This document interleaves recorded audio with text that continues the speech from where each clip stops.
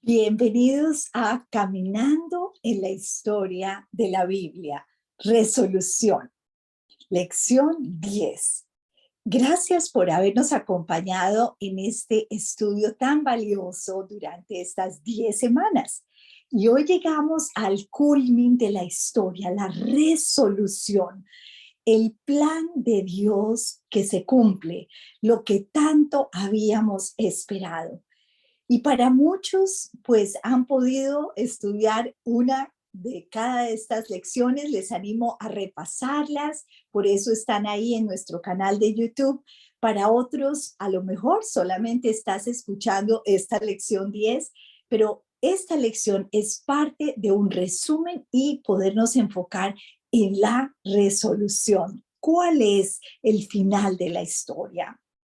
Y tenemos que entender que la Biblia es una sola historia, es como un gran tapiz con hilos entrelazados, pero es una sola historia.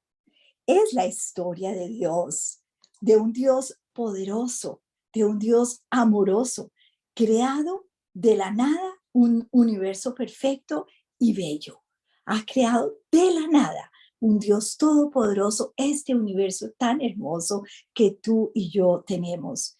Pero de repente esa comunión perfecta, esa perfección fue rota por la desobediencia, creando allá desde Génesis la necesidad de una redención para rescatar a la humanidad caída.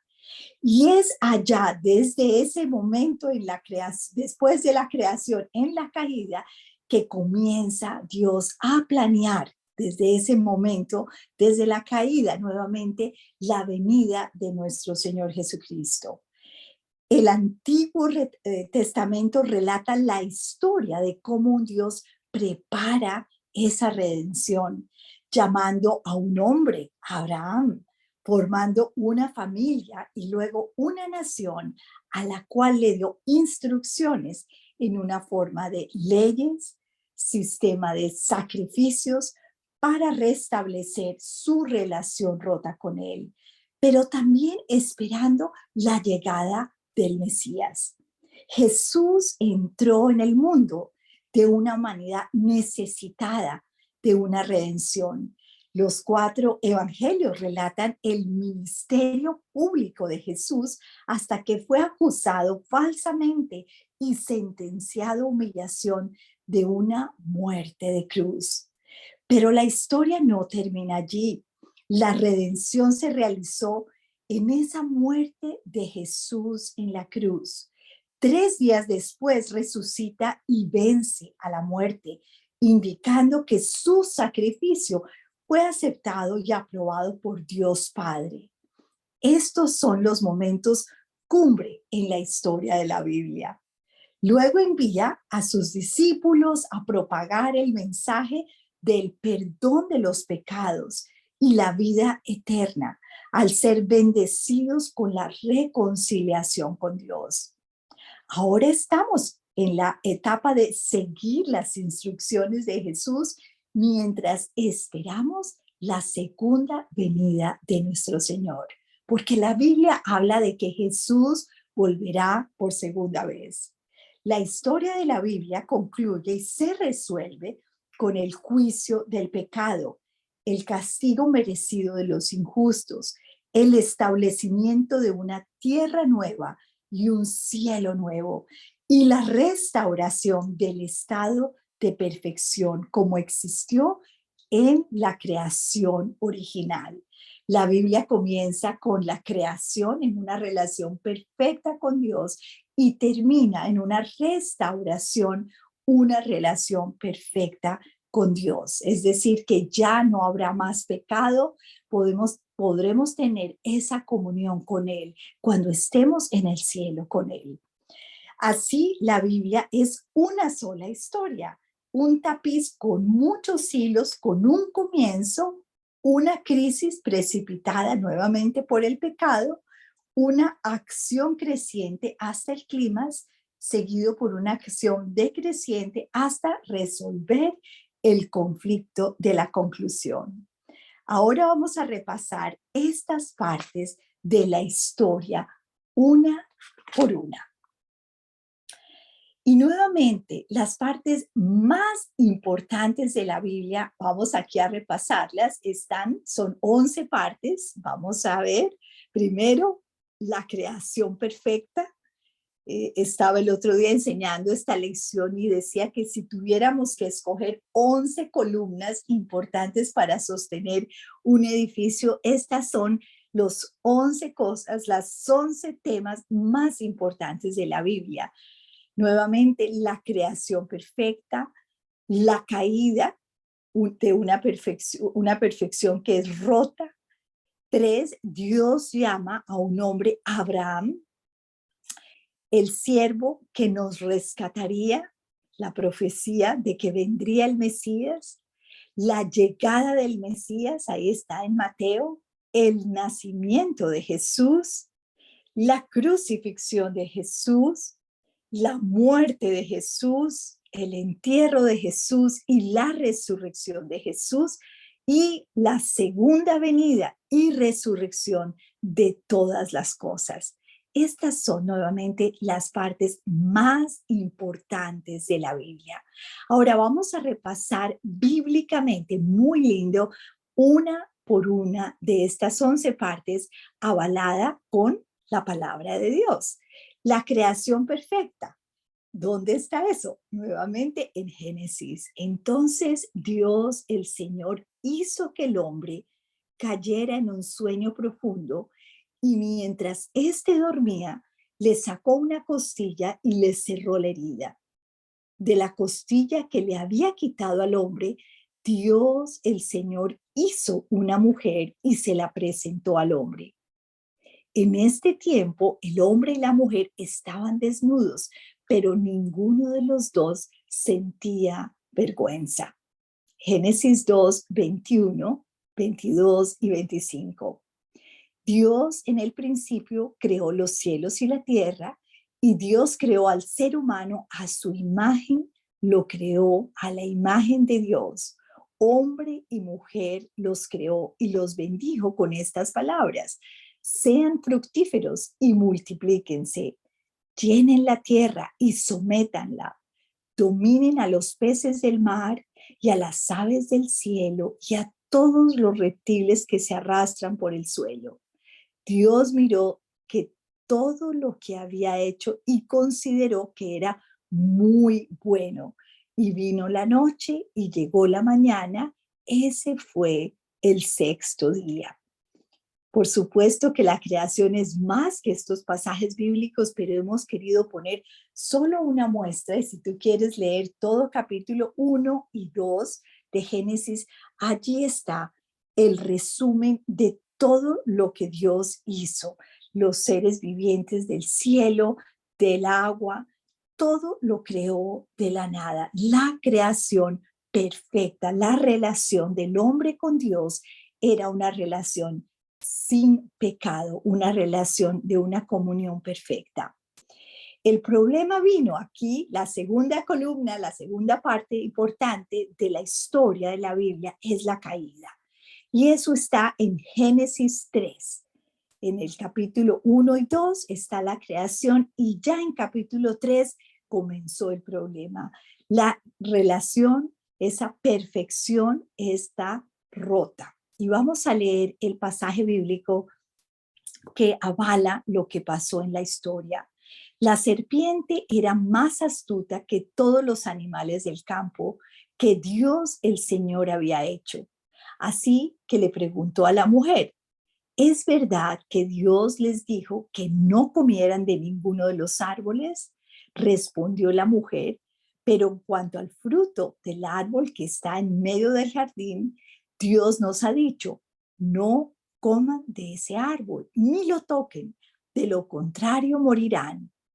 Pero la serpiente le dijo a la mujer: no es cierto, no van a morir. Dios sabe muy bien que cuando coman de ese árbol, se les abrirán los ojos y llegarán a ser como Dios, conocedores del bien y del mal. La mujer vio que el árbol era bueno para comer y que tenía buen aspecto y era deseable para adquirir sabiduría. Así que tomó de su fruto y comió. Luego le dio a su esposo y también él comió. Así es que entra el pecado, la desobediencia, la tentación y cae. Eva hace caer a Adán y entra el pecado a la humanidad. Se rompe esa relación rota que Dios tenía con el hombre y Dios en su inmenso amor, allá desde Génesis 3, comienza a preparar esa redención, esa venida de nuestro Señor Jesucristo. Por eso tiene que escoger a un hombre y Dios llama a ese hombre Abraham, ese hombre de Dios que va a formar una familia, una nación y que de más adelante en generaciones traerá la venida del Señor Jesucristo. Y a veces pensamos que Jesús aparece en el Nuevo Testamento sin ninguna, ¿verdad?, planificación. Pero Jesús fue planeado desde Génesis 3 en la caída, cuando su tatarabuelo, ¿verdad?, Abraham, llegó para formar la familia y traernos en el futuro a nuestro Salvador. Ahora, en Génesis 2 está el gran llamamiento de Dios hacia Abraham. Génesis 12, 1 al 5. El Señor le dijo a Abraham, deja tu tierra, tus parientes y a la casa de tu padre y vete a la tierra que te mostraré. Haré de ti una gran nación y te bendeciré. Haré famoso tu nombre y serás una bendición.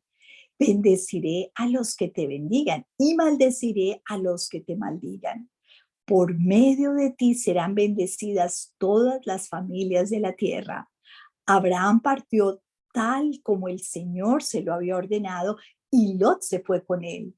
Abraham tenía 75 años cuando salió de Harán.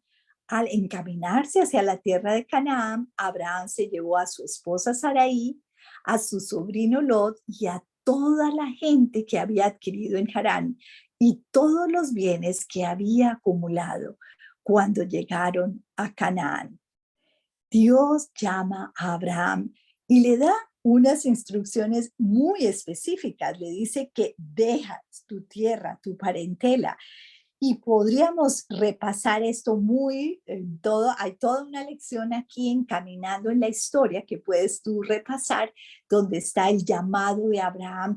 Y vemos que Abraham era un hombre frágil como tú y yo y no obedeció todas las órdenes inmediatamente.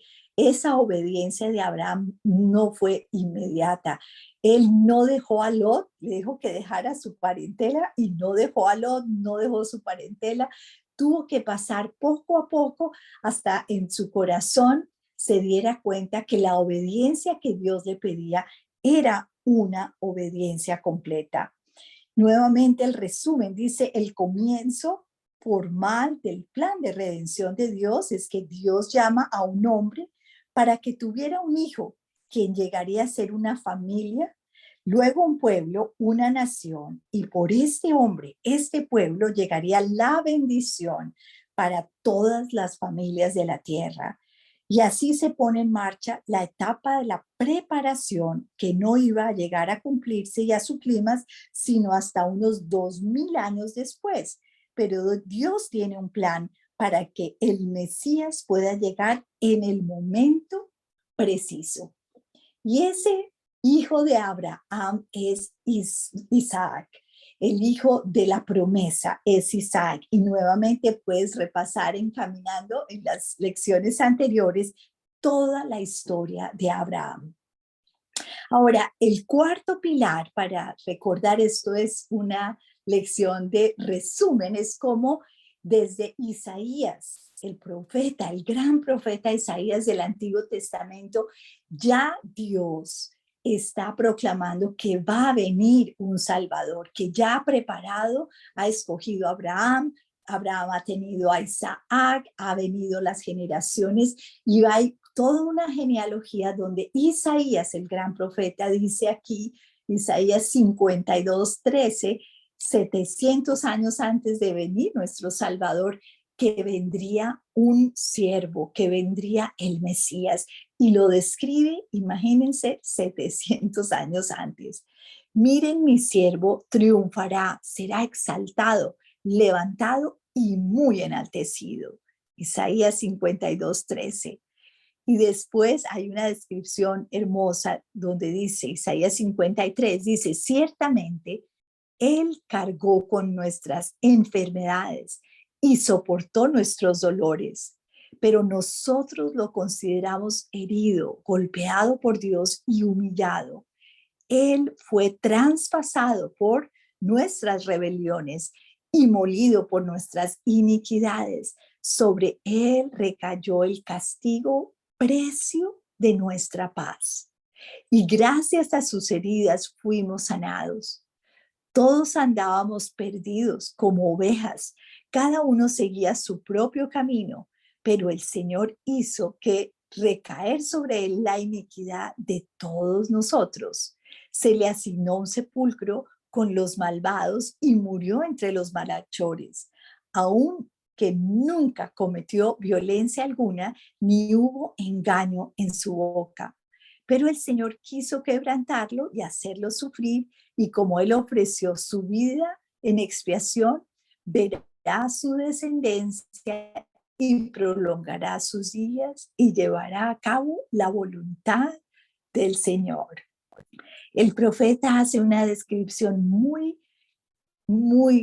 literal de lo que fue Jesús en la cruz. Cargó nuestras enfermedades, soportó nuestros dolores, todo fue golpeado, y esto es una profecía hermosa, dura, pero que se cumple nuevamente 700 años después. Es parte de la veracidad de la Biblia. El quinto pilar es la misma llegada del Mesías. Ese Mesías tan prometido, y aquí vamos a ver en dos pasajes bíblicos hermosísimos en Mateo 1:1 al 8 y del 9 al 17. La tabla genealógica de Jesucristo.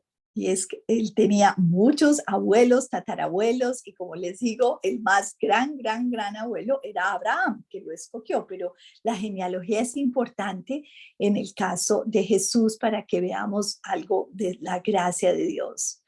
Tabla genealógica de Jesucristo, hijo de David, hijo de Abraham. Abraham fue el padre de Isaac, Isaac fue el padre de Jacob, Jacob fue el padre de Judá y de sus hermanos, Judá padre de Fares y de Sera, cuya madre fue Tamar. Fares padre de Hezrón, Hezrón padre de Aram, Aram padre de Aminadab, Aminadab padre de Nazón, Nazón padre de Salom, Salmón padre de Boz, cuya madre fue Rahab, Boz padre de Obed, cuya madre fue Ruth, y Obed padre de Isaí, e Isaí padre del rey David. David fue el padre de Salomón, cuya madre había sido la esposa de Urías. Salomón, padre de Roabán, Roabán, padre de Abías, Abías, padre de Asá, Asá, padre de Josafat, Josafat, padre de Jorán, Jorán, padre de Usías, Usías, padre de Jotán, Jotán, padre de Acaz, Acaz, padre de Ezequías, Ezequías, padre de Manasés, Manasés, padre de Amón, Amón, padre de Josías, y Josías, padre de Jeconías y de sus hermanos en los tiempos de la deportación de Babilonia. Después de la deportación de Babilonia, Jeconías fue el padre de Selatiel, Selatiel padre de Zorobabel, Zorobabel padre de Abiud, Abiud padre de Eliquim, Eliquim padre de Azor, Azor padre de Sadoc, Sadoc padre de Aquim, Aquim padre de Luit, Eluid padre de Eleazar, Eleazar padre de Matán, Matán padre de Jacob, Jacob padre de José, que fue el esposo de María, de la cual nació Jesús, llamado el Cristo. Así que hubo en total 14 generaciones desde Abraham hasta David, 14 desde David hasta la deportación de Babilonia y 14 desde la deportación hasta Cristo. Si pueden observar, hay algo interesante que nuestro libro manual de Caminando en la Historia de la Biblia nos va a decir. Por ejemplo, en esta genealogía hay 5 mujeres mencionadas en la genealogía de Jesús. En una sociedad patriarcal era muy raro incluir las mujeres. 3 de estas mujeres, posiblemente 4 también, eran extranjeras, no eran judías, y es decir, Jesús desciende de un linaje no tan puro. Si la historia fuera un invento, sería más fácil hablar de un linaje perfecto. Pero hay una figura literaria que se llama la figura de la vergüenza, y cuando se nota de que hubo un linaje, ¿verdad? Una descendencia con mujeres que no eran de buena reputación, es porque la historia es cierta, es la figura literaria de la vergüenza. Uno no cuenta algo que está mal porque uno quiere siempre contar lo mejor, ¿verdad? Pero cuando hay algo que es vergonzoso, es más posible que sea cierto que no sea cierto. Las mujeres venían con tacha en cuanto a su carácter. Por ejemplo, Tamar, la nuera, enviudada de Judá, que se presentó a su suegro como si fuera una ramera. El resultado de sus relaciones sexuales fueron los gemelos. Rahab, una ramera de Jericó que escondió a los espías judíos. Ruth era una mujer virtuosa, pero era del pueblo de Moab, y Moab era el producto de incesto, y Lot era el padre del bebé de su hija. La que fue mujer de Urías, Betsabé. David cometió adulterio con Betsabé en 2 Samuel 11. El hijo que nació de este acto murió. Salomón era el segundo hijo de David, y Betsabé, esta vez concebido dentro del matrimonio. En resumen, las historias de estas 4 mujeres en la genealogía de Jesús están vinculadas con algunos de los capítulos más vergonzosos del Antiguo Testamento. ¿Por qué están incluidas estas historias? Porque es más probable que sean verdaderas que sean falsas, porque son elementos importantes, integrales en la historia. Pero algo más nos hace reflexionar este estudio: la gracia de Dios. Otra ilustración de la vida real de la gracia de Dios. La gracia es un favor inmerecido. La gracia demuestra que Dios puede perdonar y vencer las consecuencias de los peores pecados. Imagínate que Jesús, el Salvador del mundo, es descendiente de estas personas, tanto hombres como mujeres. Dios puede rescatar la situación más fea y horrible y hacer algo bello de ella. ¿Qué no puede hacer Dios a pesar de nuestras circunstancias y nuestros pecados? Ahora, la sexta columna es el nacimiento de nuestro Mesías, el nacimiento de Jesús. Y esto está en Mateo 1, del 18 al 25. Vamos a leerlo aquí. El nacimiento de Jesús, el Cristo, fue así. Su madre María estaba comprometida para casarse con José, pero antes de unirse a él resultó que estaba encinta por obra del Espíritu Santo. Como José, su esposo, era un hombre justo, no quería exponer la vergüenza pública, resolvió divorciarse de ella en secreto. Pero cuando él estaba considerando hacerlo, se le apareció en sueños un ángel del Señor y le dijo: José, hijo de David, no temas recibir a María por esposa, porque ella ha concebido por obra del Espíritu Santo. Dará a luz un hijo y le pondrás por nombre Jesús, porque él salvará a su pueblo de sus pecados. Todo esto sucedió para que se cumpliera lo que el Señor había dicho por medio del profeta: la Virgen concebirá y dará a luz un hijo y lo llamarán Emmanuel, que significa Dios con nosotros.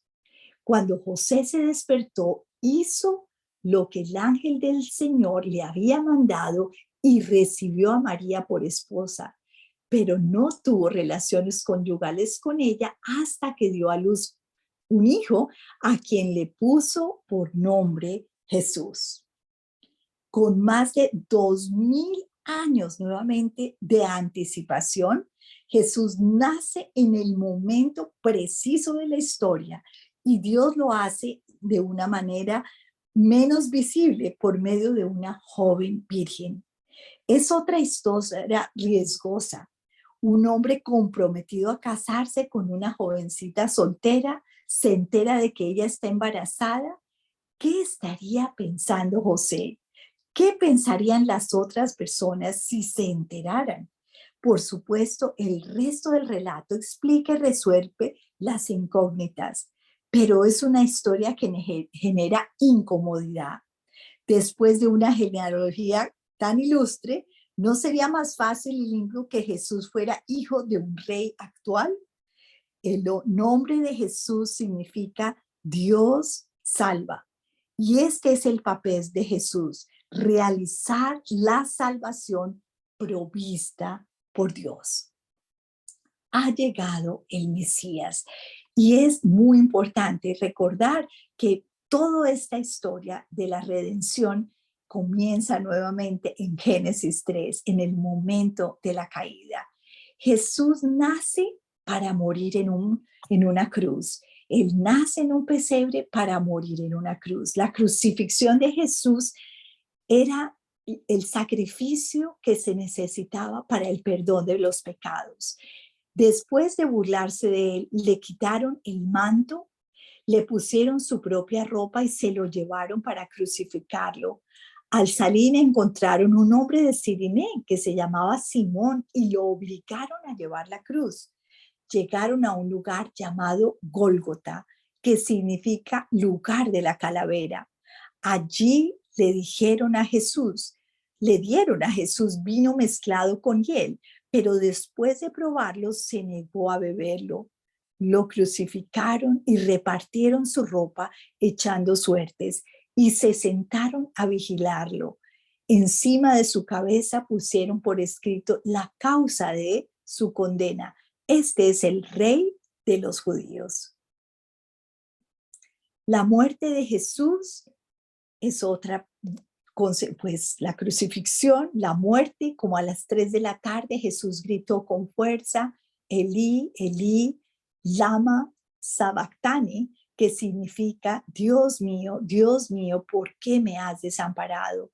Cuando lo oyeron algunos de los que estaban allí, dijeron, ¿está llamando Elías? Al instante, uno de ellos corrió en busca de una esponja, la empapó en vinagre, la puso en una caña y se la ofreció a Jesús para que la bebiera. Los demás decían, déjalo, a ver si viene Elías a salvarlo. Entonces Jesús volvió a gritar con fuerzas y entregó su espíritu. Mateo 27, 46, 50. El entierro de Jesús. Al atardecer llegó un hombre rico de Arimatea llamado José, que también se había convertido en discípulo de Jesús. Se presentó ante Pilato para pedirle el cuerpo de Jesús y Pilato ordenó que se lo dieran. José tomó el cuerpo, lo envolvió en una sábana limpia y lo puso en un sepulcro nuevo de su propiedad que había cavado en la roca. Luego hizo rodar una piedra grande a la entrada del sepulcro y se fue. Allí estaban sentadas frente al sepulcro María Magdalena y la otra María. Mateo 27, 57 al 61. Como fue profetizado en Isaías 53, Jesús muere, es enterrado entre impíos y ricos. ¿Cuáles son las probabilidades del cumplimiento de profecías tan detalladas en 700 años de anticipación por el profeta Isaías? Ahí vimos descrito todo lo que leímos en Isaías, lo vimos cumplido. Es importante observar que Jesús no tenía control sobre el cumplimiento de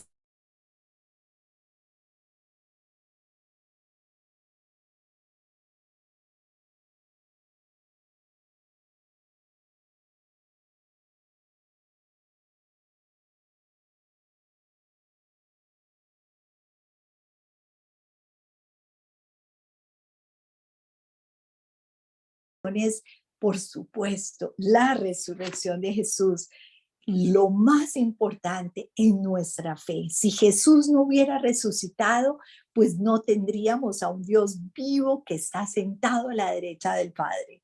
Y dice Mateo 28, 1 al 6, después del sábado, al amanecer del primer día de la semana, María Magdalena y la otra María fueron a ver al sepulcro. Sucedió que hubo un terremoto violento y acercándose al sepulcro, quitó la piedra y se sentó sobre ella. Su aspecto era como el de un relámpago y su ropa era blanca como la nieve. Los guardias tuvieron tanto miedo de él que se pusieron a temblar y quedaron como muertos. El ángel dijo a las mujeres, no tengan miedo. Sé que ustedes buscan a Jesús, el que fue crucificado. No está aquí, pues ha resucitado. Tal como dijo, vengan a ver el lugar donde lo pusieron. Jesús resucita y es algo que nos da esa fe. Hay muchas evidencias de la resurrección de Jesús. Sin muerte no hay resurrección. Hay un libro que recomendamos Encaminando, que es El caso de Cristo, de Lee Strobel.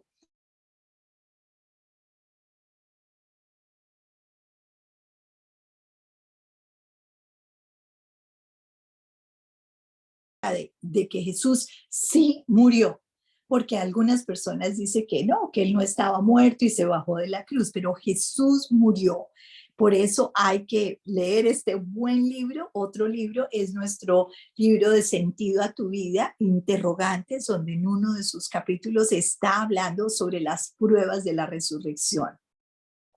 Entonces podemos tener la seguridad que Jesús sí murió y hubo una resurrección porque fue visto. Jesús fue visto después no por una persona, sino por muchas personas. Nuestro pilar número 11 es la segunda venida, restauración de todas las cosas. Hechos 1, 9 al 11. Habiendo dicho esto, mientras ellos lo miraban, fue llevado a las alturas hasta que una nube lo ocultó de su vista. Ellos se quedaron mirando fijamente al cielo mientras él se alejaba. De repente se le acercaron dos varones vestidos de blanco que les dijeron, Galileos, ¿qué hacen aquí mirando al cielo? Este mismo Jesús que ha sido llevado entre ustedes del cielo,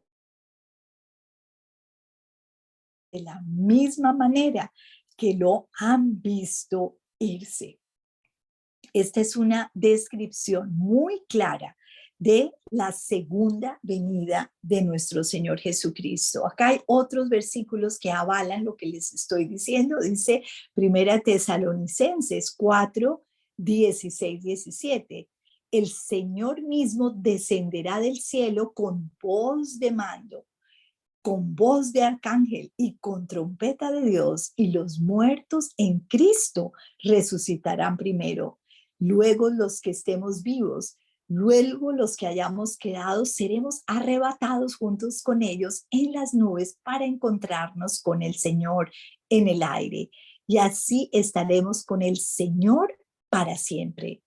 Apocalipsis 1:7. Miren que viene en las nubes y todos lo verán con sus propios ojos, incluso quienes lo traspasaron, porque harán lamentación todos los pueblos de la tierra. Así será. Amén y amén. Tenemos una esperanza de que Jesús volverá, de que llevará a quienes hemos muerto, si hemos muerto en Cristo, que los que estamos vivos nos llevará, será el arrebatamiento. Los que hemos muerto y estamos en el cielo, estaremos con Él en el cielo. Entonces pueden repasar estos pasajes que está muy claro y podemos ver con mucha esperanza que hay una restauración. En la Biblia, en Apocalipsis, que es el libro profético, el último libro escrito por Juan, él escribe algo hermoso y dice, después vi un cielo nuevo y una tierra nueva, porque el primer cielo y la primera tierra habían dejado de existir, lo mismo que el mar. Él les enjuagará toda lágrima de los ojos. Ya no habrá muerte, ni llanto, ni lamento, ni dolor, porque las primeras cosas han dejado de existir. El que estaba sentado en el trono dijo, yo hago nuevas todas las cosas. Y añadió, escribe, porque estas palabras son verdaderas y dignas de confianza. También me dijo, ya todo está hecho. Yo soy el alfa y el omega, el principio y el fin. Al que tenga sed le daré de beber gratuitamente de la fuente del agua de la vida. Hay una promesa hermosísima allí que nos dice que habrá un cielo nuevo, una tierra nueva, esa perfección restaurada. No habrá más lamento ni dolor. Tenemos una esperanza en el cielo donde ya no habrá más pecado, ya no habrá más dolor. Todo lo que vivimos en esta tierra de dolor se acabará. Y es una promesa de esperanza para los que creemos en el Señor Jesucristo, que nos llena de gozo mientras esperamos que esto llegue. Bueno, el plan de salvación para ti es saber y tener la seguridad que has recibido a Cristo, porque todos hemos pecado, como vimos aún en la genealogía de Jesús. Sabemos, y vamos a terminar con esto que es muy, debemos saber 4 cosas en ese plan de salvación. Primero, ¿cómo es Dios? Dios es perfecto, amoroso y sin pecado. Juan 3:16 dice que por tanto amó Dios al mundo